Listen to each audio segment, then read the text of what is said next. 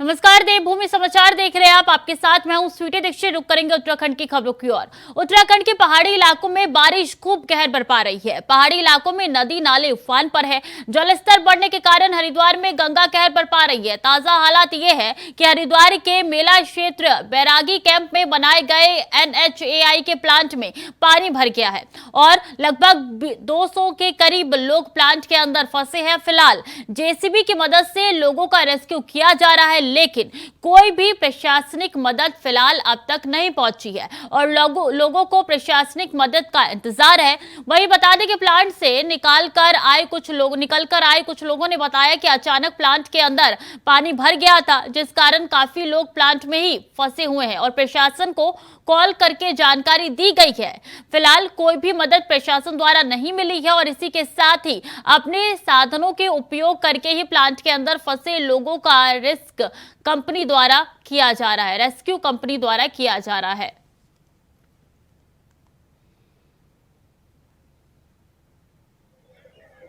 उत्तराखंड के पहाड़ी क्षेत्रों में लगातार हो रही बारिश से गंगा का जो जल स्तर है इस समय खतरे के निशान से ऊपर बह रही है। गंगा करीबन 1 मीटर से ऊपर यहाँ पर गंगा ऊपर बह रही है, जहाँ जिसका असर हरिद्वार के जो गंगा के तटवर्ती क्षेत्र हैं वहाँ पर दिखाई दे रहा है। आपको सबसे पहले हम वीडियो यहाँ पर हरिद्वार से दिखा रहे हैं, जहाँ पर बैरागी कैंप में जो NHI के लिए जो कंपनी है SP सिंगला जो कंस्ट्रक्शन कंपनी है उसका जो प्लांट यहाँ पर बनाया हुआ था बैरागी कैंप में, आप देख सकते हैं वो पूरी तरह से इस समय यहाँ पर जलमग्न हो चुका है और जिसके कर्मचारी करीबन जो बताए जा रहे हैं करीबन 200 से 300 कर्मचारी यहाँ पर इसके अंदर अभी इस समय फंसे हुए हैं, जिनको JCB के माध्यम से यहाँ पर उनको बचाने की और रेस्क्यू करने की यहाँ पर प्रयास किए जा रहे हैं।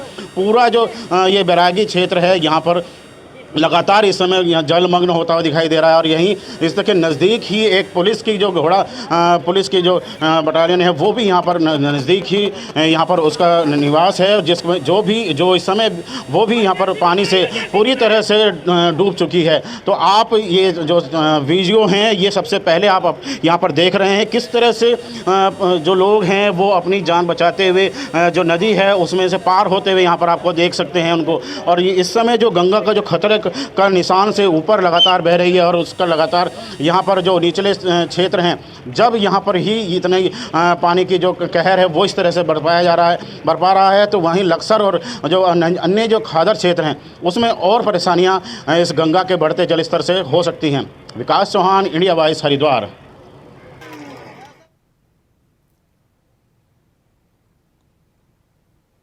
तो तस्वीरें देख रहे हैं किस तरीके से JCB की सहायता से लोगों का रेस्क्यू किया जा रहा है, लोगों को बाहर निकालने में मदद की जा रही है। प्रशासनिक कॉल किया गया है लेकिन अभी तक कोई भी मदद नहीं पहुंची है। इसी खबर पर ज्यादा जानकारी के साथ विकास हमारे साथ सीधे जुड़ चुके हैं। विकास, अभी क्या स्थिति है, कितने लोगों का रेस्क्यू हो चुका है, प्रशासन की कोई भी टीम वहां पे पहुंची है या नहीं पहुंची है?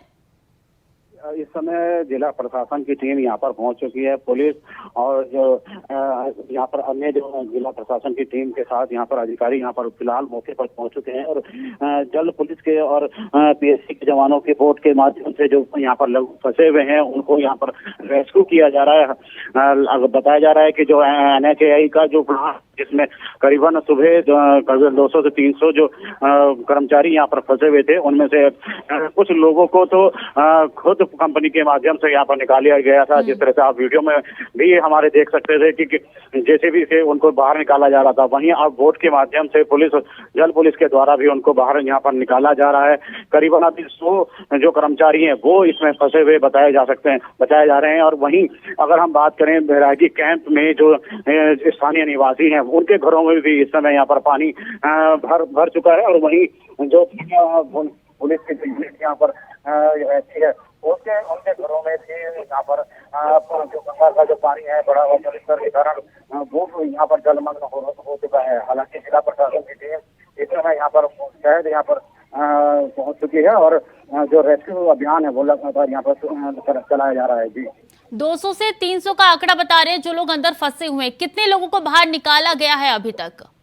देखिए, जिस तरह से जब हम यहाँ पर सबसे पहले पहुंचे तो यहाँ पर जो एनएचआई की जो कंपनी यहाँ पर काम जिसने प्लांट लगाया है वो यहाँ पर उसके जो कर्मचारी यहीं निवास करते हैं और यहीं का उनका काम है, क्योंकि सोमवार का दिन है और काफी बड़ी मात्रा में यहाँ पर जो कर्मचारी हैं वो यहाँ पर काम कर रहे थे और कुछ यहाँ ऑफिस भी उनके यहाँ पर बने हुए हैं। तो करीबन जो कंपनियों के जो कर्मचारी थे उनके अनुसार यहाँ पर करीबन 200 से 300 जो कर्मचारी अंदर उस समय फंसे हुए थे, जिनको कंपनी के खुद के द्वारा जो जेसीबी और जो उनके अन्य जो साधन थे उसके माध्यम से उनको बाहर निकाला गया। लेकिन अब जिस तरह से जिला प्रशासन की टीम यहाँ पर पहुंची है, जिसके बाद यहाँ पर बोट के माध्यम से उनको यहाँ पर रेस्क्यू किया जा रहा है। हालांकि जिस तरह से एसपी सिटी ने हमें बताया है कि वो अभी जो प्लांट के अंदर 100 के करीब यहाँ पर कर्मचारी अभी फंसे हुए हैं, जिनको रेस्क्यू लगातार यहाँ पर किया जा रहा है। जी विकास, हमने भी देखा आप खुद घटना स्थल पे मौजूद थे, आपने खुद वहां से रिपोर्टिंग की। अभी बताइए हालात कैसे नजर आ रही है, प्रशासन की टीम इतने लेट से क्यों पहुंची वहां पे?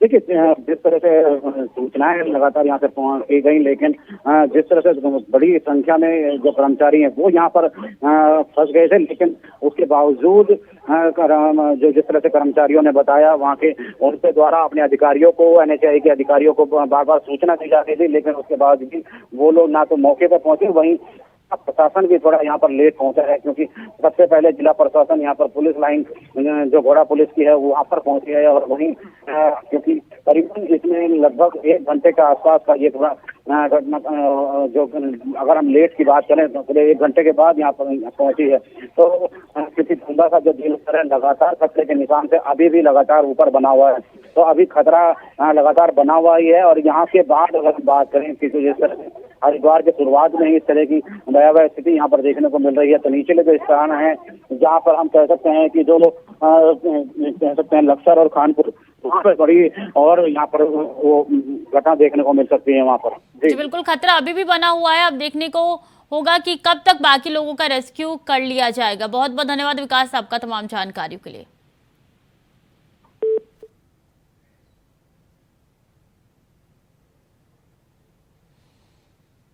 खबर में आगे बढ़ेंगे। कोटद्वार में लगातार बारिश के चलते हालात खराब है, जिसके चलते लोगों को परेशानी झेलनी पड़ रही है। गाड़ी घाट में 3 मकान और झूला बस्ती में 2 मकान नदी में समा गए। परिजनों का कहना है कि बीती रात 1 बजे पूरा मकान नदी में समा गया। किसी तरीके से अपनी जान बचाकर वो वहां से भागे। वहीं उन्होंने आरोप लगाते हुए कहा कि प्रशासन की ओर से कोई देखने नहीं आया। लगातार हो रही बारिश से जगह जगह के हालात खराब हो चुके हैं। लगभग 7 मकान ताश के पत्तों की तरह ढह चुके हैं। हम सब बेघर हो चुके हैं।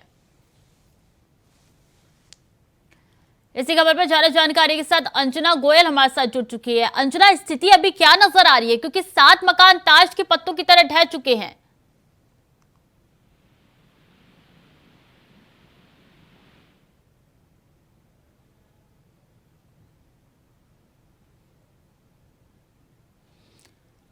अंजना, आवाज आ रही है?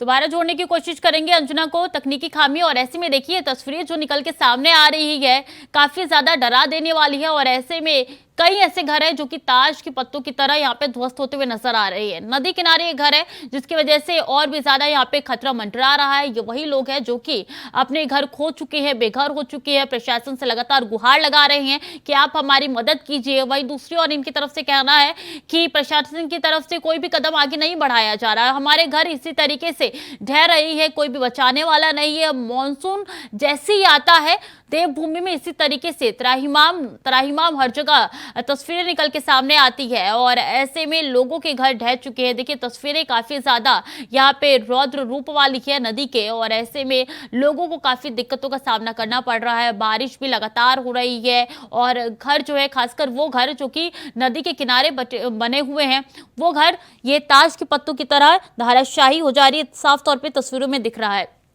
सिर्फ एक घर नहीं है, कई ऐसे घर हैं, कई ऐसे स्कूल हैं जो कि नदी के किनारे बने हुए, जो कि ध्वस्त होते हुए दिख रहे हैं। ऐसे में बड़ी परेशानी यही है लोगों के सामने कि हम जाए तो कहाँ जाए, क्योंकि प्रशासन की तरफ से भी कोई मदद का हाथ नहीं बढ़ाया जा रहा है। गुहार लगातार इनके तरफ से लगाई जा रही है, लेकिन अभी तक कोई भी मदद इन तक नहीं पहुंची है। इंतजार सिर्फ प्रशासन का है, कब आएंगे और हमारी मदद करेंगे, ये लगातार यहाँ के लोगों द्वारा कहा जा रहा है। लेकिन स्थिति इस वक्त बहुत ही संवेदनशील नजर आ रही है देवभूमि में, क्योंकि लगातार बारिश हो रही है। कई जनपद ऐसे हैं जो कि रेड अलर्ट पे डाल दिए गए हैं, कई जनपद ऐसे हैं जहां पे ऑरेंज अलर्ट जारी कर दिया गया है। लगातार बारिश हो रही है और नदी नाले उफान पे नजर आ रही है। पहाड़ी क्षेत्रों की बात की जाए तो वहां पे लैंडस्लाइड की भी घटना निकल के सामने आ रही है। वहां से भी लगातार मलबा पहाड़ से नीचे गिर रहा है, जिसकी वजह से आवाजाही भी बंद हो चुकी है, कई सड़कें बाधित हो चुकी है, लोगों को काफी परेशानी हो रही है। स्कूल भी यहाँ पे बंद कर दिए गए हैं, आंगनबाड़ी केंद्र भी यहाँ पे अभी भी बंद है। लोगों को इतनी परेशानी हो रही है कि ऑफिस भी नहीं जा पा रहे हैं और ऐसे में प्रशासन द्वारा यही कहा जा रहा है कि सतर्कता बढ़ती रहिए। अंजना एक बार फिर से हमारे साथ जुड़ चुकी है। अंजना, स्थिति क्या है? क्योंकि 7 मकान ऐसे बताए जा रहे हैं जो कि गाड़ी घाट के समीप है, ताश के पत्तों की तरह ढह चुके हैं।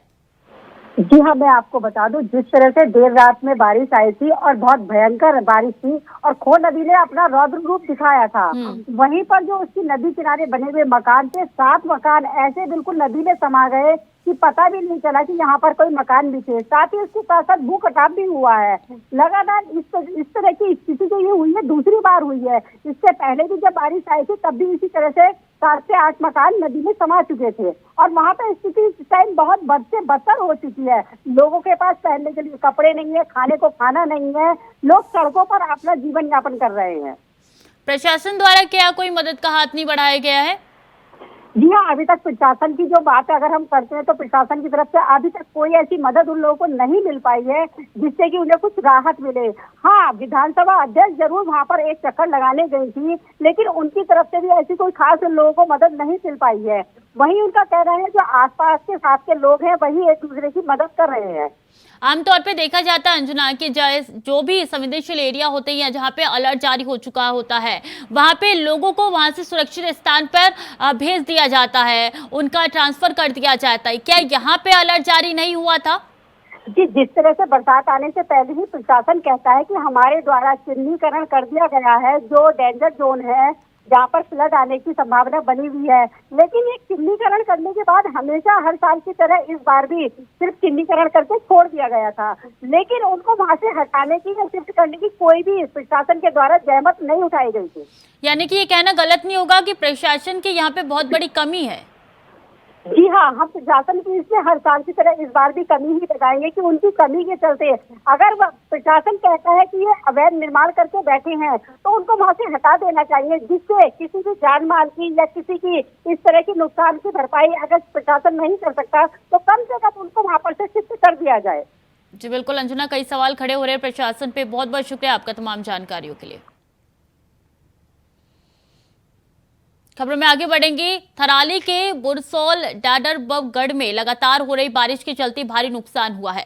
ग्रामीणों का कहना है कि कल रात से 9 बजे से बहमताल क्षेत्र में बादल फटने से मलबा और पानी गांव की ओर आ गया, जिससे उनके खेत, घर, पुल, बिजली की लाइनों और पोलों पर भी काफी नुकसान हुआ है। लोग अब सुरक्षित स्थानों में शरण ले रहे हैं क्योंकि ग्रामीणों के घरों और गौशालों में मलबा घुस गया है। वहीं मोटर पुल भी मलबे और पानी के साथ बह गया है। लोगों के खेत भी बह चुके हैं।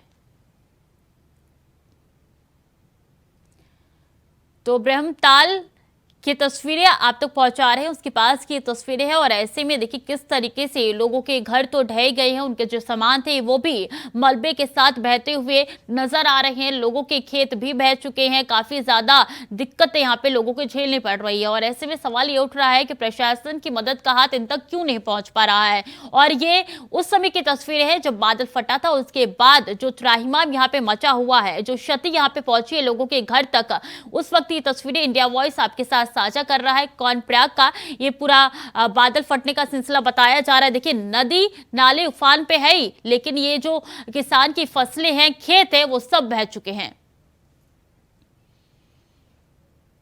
इसी खबर पर ज्यादा जानकारी के साथ अवनीश प्रेमी हमारे साथ जुड़ चुके हैं। अवनीश जी, जो हालात इस वक्त नजर आ रहे हैं, लोगों का जनजीवन अस्त व्यस्त हो चुका है, खेत खलियान तक बह चुके हैं। की बात करें तो सब जगह इसी तरह के हालात हैं। लगातार बारिश जो है वो बढ़ती जा रही है, उसके साथ साथ जितने भी नदी नाले हैं उनका जलस्तर बहुत ज्यादा बढ़ा हुआ है।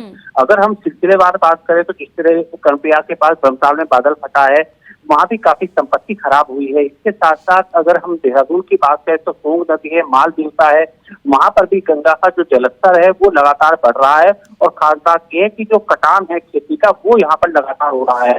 दूसरी बात मैं आपको बता दूं, जो बड़ी खबर है वो ये है कि ऋषिकेश और देहरादून ऋषिकेश और कर्णप्रयाग के बीच जो रेलवे प्रोजेक्ट है उसमें भी बहुत भारी मात्रा में पानी आया है और करीब 114 लोग ऐसे हैं मजदूर जो वहां पर फंसे हुए हैं। उनको निकालने का सिलसिला जारी है। एसडीआरएफ और एनडीआरएफ लगी हुई है उनको निकालने के लिए। दूसरा मैं आपको ये भी बता दूं कि चारधाम यात्रा है वो भी भारी बारिश और लगातार हो रहे लैंडस्लाइड के चलते 2 दिन के लिए स्थगित कर दी गई है। पूरे प्रदेश की हम बात करें तो अभी 3 दिन का अलर्ट जारी किया गया है। स्कूल कॉलेज आज भी पूरे प्रदेश में बंद हैं। तो अगर हम कहें कि इस समय बारिश जो है एक कहर बरपा रही है उत्तराखंड के अंदर, जनजीवन अस्त व्यस्त है। तमाम ऐसे इलाके हैं जहाँ पर बिजली गुल है, तमाम ऐसी सड़कें हैं जो जिला मुख्यालय से कटी हुई हैं और दूरों इलाकों में बहुत परेशानी का सामना लोगों को करना पड़ रहा है इस भारी बारिश के चलते। जी बिल्कुल, काफी परेशानी का सामना लोगों को करना पड़ रहा है। तस्वीरों में भी साफ तौर पर नजर आ रहा है। बने रहिए हमारे साथ, अगली खबर में भी आपका रुख करेंगे। तो देखिए, गांव की ओर आया मलबा और पानी, जिसके कारण ये जो तस्वीरें हैं वो निकल के सामने आ रही है। लोगों का जनजीवन अस्त व्यस्त हो चुका है। देवभूमि में लगातार बारिश हो रही है। कई जनपद ऐसे हैं जो कि रेड अलर्ट जारी कर दिए गए वहां पे, और ऐसे में जो तस्वीर निकल के सामने आ रही है वो काफी ज्यादा संवेदनशील है।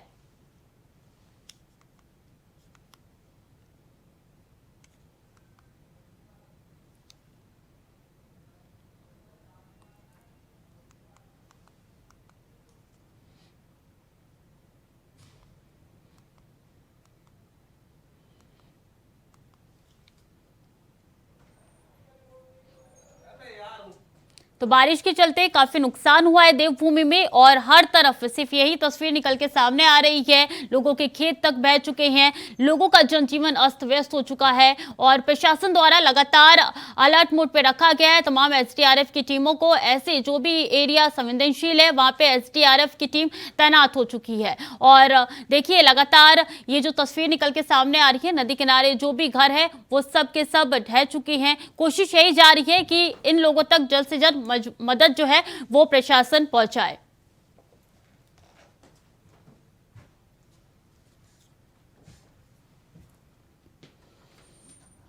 खबर में आगे बढ़ेंगे। देहरादून में मुख्यमंत्री पुष्कर सिंह धामी ने मुख्यमंत्री आवास में उच्च अधिकारियों के साथ बैठक ली, जिसमें राज्य के कई अलग अलग जगहों पर हो रहे लगातार बारिश को लेकर अधिकारियों से हालातों का जायजा लिया। वहीं ताजा हालातों को देखते हुए सीएम के आदेश पर 2 दिनों के लिए चारधाम यात्रा भी स्थगित कर दी गई है। साथ ही मुख्यमंत्री ने सभी श्रद्धालुओं से अपील की है कि मौसम को देखकर ही यात्रा करें और पौड़ी में हताहत हुए लोगों की आत्मा की शांति एवं शोकाकुल परिवारजनों को धैर्य प्रदान करने की ईश्वर से कामना की। आपको बता दें कि उन्होंने अधिकारियों को प्रदेश में प्रभावित की हर संभव मदद के निर्देश भी दे चुके हैं। लगातार हमारे साथ अवनीश प्रेमी जी बने हुए हैं, ब्यूरो चीफ है। अवनीश जी, सीएम तो कई दिनों से लगातार पूरे हालातों पे जायजा भी ले रहे हैं, नजर भी बनाए हुए हैं। एक बार फिर से यही तस्वीर निकल के सामने आ रही है। देखिए, बिल्कुल छोटी मुख्यमंत्री खुद जो है सारी चीजों पर नजर बनाए हुए हैं। लगातार वो जो आपदा प्रबंधन केंद्र है वहां पर जाकर अधिकारियों से चर्चा कर रहे हैं और किस तरह चीजों को बेहतर की जा सकती है, क्या हालात प्रदेश के अंदर है, उसकी लगातार समीक्षा कर रहे हैं। आज भी उन्होंने जो प्रदेश के आला अधिकारी हैं उनके साथ एक बैठक ली और प्रदेश के जो हालात हैं जो लगातार बारिश के चलते बिगड़ रहे हैं उस पर हम किस तरह काबू पा सकते हैं, क्या व्यवस्थाएं हम लोगों को करनी चाहिए, पूरी तौर पर जो प्रभावित परिवार है उनको सहायता पहुंचे, उस सब को लेकर अधिकारियों के साथ बातचीत की गई है। और खास बात यह है कि मुख्यमंत्री ने पिछले दिनों कोटद्वार और जहां जिन इलाकों में भारी नुकसान हुआ था उसका हवाई सर्वे भी किया था, सड़क मार्ग से भी वो तमाम जगह गए। तो मुख्यमंत्री खुद चीजों पर नजर बनाए हुए और उनकी कोशिश ये है कि प्रदेश के अंदर जो भी इस आपदा या हम कहेंगे भारी बारिश के चलते परिवार प्रभावित हुए हैं उन तक जल्द सुविधाएं पहुंचे, वो पहुंचाने की कोशिश मुख्यमंत्री यहाँ पर करते हुए नजर आ रहे हैं। जी बिल्कुल, हालात काफी ज्यादा संवेदनशील है। मुख्यमंत्री ने खुद नजर बनाए, हर लोगों को निर्देश भी दिए अधिकारियों को कि संभावित मदद उन तक पहुंचाया जाए। बहुत बहुत धन्यवाद अवनीश जी आपका तमाम जानकारियों के लिए। और सीधे चलेंगे जहां पे विभाजन विभीषिका स्मृति दिवस के कार्यक्रम पर सीएम धामी क्या कुछ कह रहे हैं, आपको सुनवाते हैं। हम लोग नारा लगाते थे जहां हुए बलिदान मुखर्जी वो कश्मीर हमारा है। तो उस कश्मीर के अंदर से तब से मांग उठती रही कि देश के अंदर एक संविधान होना चाहिए, देश के अंदर एक निशान होना चाहिए। देश के अंदर एक प्रधान होना चाहिए। लेकिन लंबा कालखंड देश की आज़ादी का बीत गया और दो प्रधान देश के अंदर चलते थे। कश्मीर में अलग प्रधान चलता था और भारत के अंदर दूसरा प्रधान होता था, यानी कि वहाँ की अलग व्यवस्था होती थी, यहाँ की अलग व्यवस्था होती है। जैसे हमारे यहाँ तिरंगा होता है, वहाँ पर तिरंगा नहीं होता था।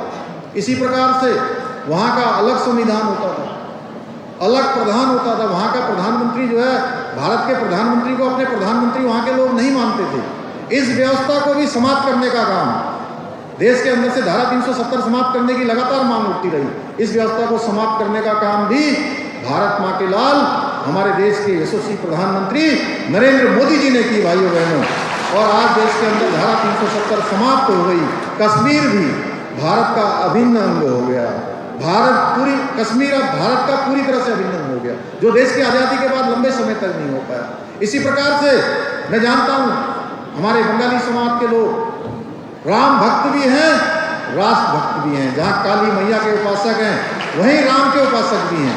भाइयों बहनों, लंबे समय से ये मांग देश के अंदर उठती रही थी। एक लंबा समय हो गया था, हम सब लोग कहते थे कि रामलला हम आएंगे, मंदिर वहीं बनाएंगे। और देश की आज़ादी का इतना कालखंड बीत गया, मंदिर नहीं बन पाया। भाइयों बहनों, आज अयोध्या के अंदर भी माननीय प्रधानमंत्री मोदी जी के नेतृत्व में राम मंदिर बन रहा है, भव्य और दिव्य राम मंदिर बन रहा है। आज हमारे जितने भी देवी स्थान हैं, जितने भी हमारे धार्मिक स्थान हैं, उन सभी स्थानों का उत्थान हो रहा है। उन सभी स्थानों को आगे बढ़ाने का काम हो रहा है, उन सभी के विकास का कार्य हो रहा है।